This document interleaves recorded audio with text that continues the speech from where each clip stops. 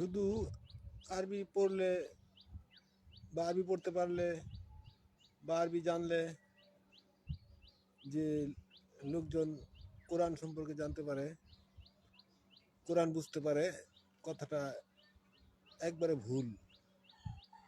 যদি কথাটা সঠিক হইতো তাহলে আমাদের দেশের ভাষা বাংলা ঠিক আছে, কিন্তু এছাড়াও পৃথিবীতে বহু অনেক আরব দেশ আছে যারা আরবি পড়তে পারে, আরবি বুঝে, তাদের মাতৃভাষা আরবি, পড়ালেখা করে আরবিতে, কিন্তু তারা কোরআন বুঝে না, কোরআন মানে না, কোরআনের নিয়ম অনুযায়ী চলে না।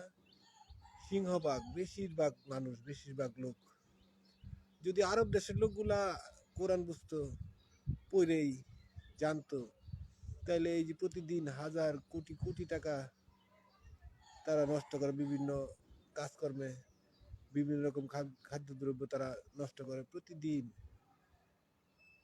আর আমাদের মতো গরিব মুসলিম দেশগুলা অনাহারে বা দারিদ্রতায় জীবনযাপন করে, আর তারা মুসলমান হইয়া বিলাসী জীবনযাপন করে। এরকম না, কোরআনে এরকম কোনো নিয়ম দেওয়াই হয় নাই। যারা কোরআন মানে, আল্লাহকে বিশ্বাস করে, হ্যাঁ, তাদের এই নিয়ম না।